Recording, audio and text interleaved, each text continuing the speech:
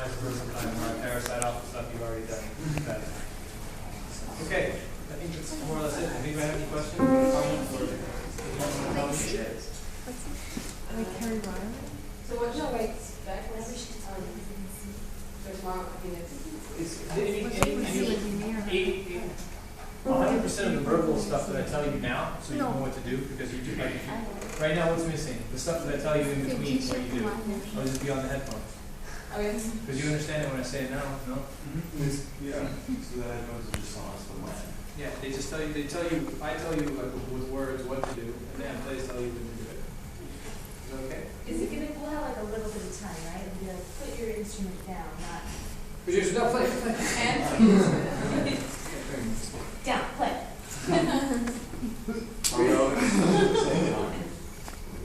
For the first part, yes.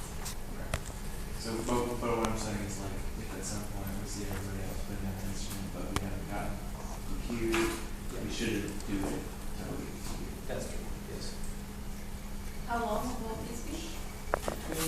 Well, I'm going to, David Terry called me especially on the phone. He said, don't make the piece longer than everybody else's. Sometimes it's easier to ask for forgiveness than permission. It always is. So, no, it won't be longer than 20 minutes.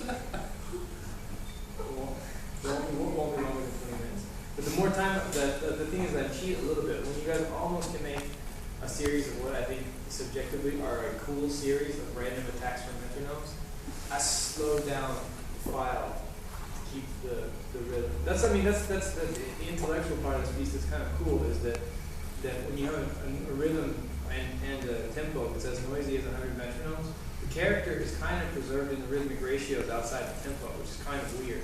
So if you're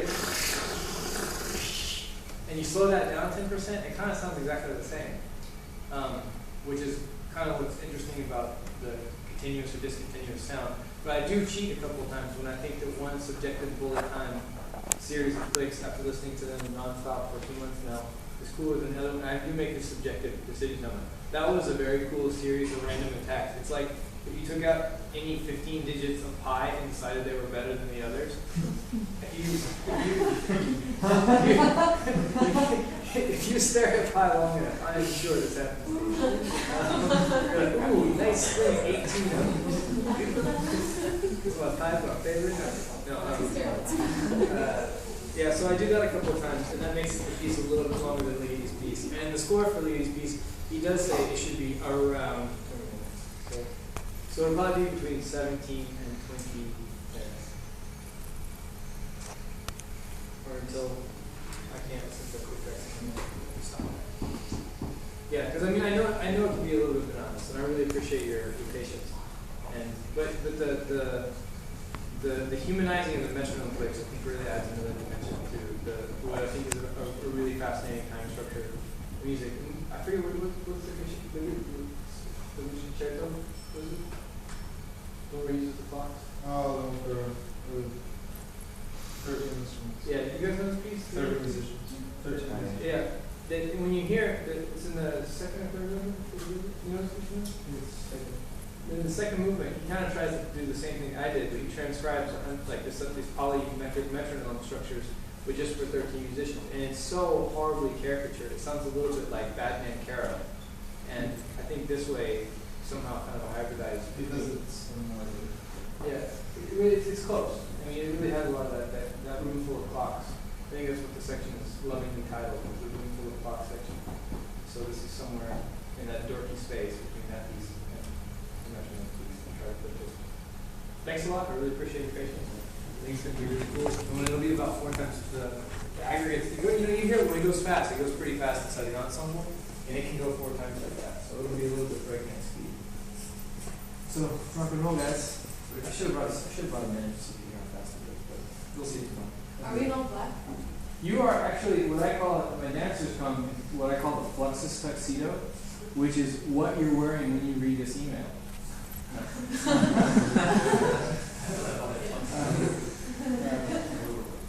So, yeah, but I don't know. I think Moon has a little bit of executive directorship over your dress code. But what you guys look fine to be now. So I'm into the panoply of everyday dress being exhibited as art. So you should definitely wear cowboy boots. That is, I'll put that in the score that doesn't exist if you want. Yeah. Yeah. For ensemble and mood environment. Yeah. So I think just wear something you're comfortable in, or if Moon or Ruby tells you wear concert clothes, do that, I guess. But what do you think? Do you think it's okay if they come in normal clothes, or you like? Yeah. Come in your comfortable normal clothes. Represent. Imagine you're going to go out afterwards. What would you like to wear? Yeah, don't. If you want to go more formal, even I would love it when you just decided to come spiteful in your spiteful peacock evening dress. Just make everybody else look bad. That'd be fantastic. Somebody wants to start off with a marble get your face painted. Live life. Too short not to do things like that. I'll be wearing lipstick, of course. Yeah, no, I'm really happy, and I think it's going to be a cool piece, and I really appreciate the time you put into it. And thank you very much, and I'll see you tomorrow. Bye-bye.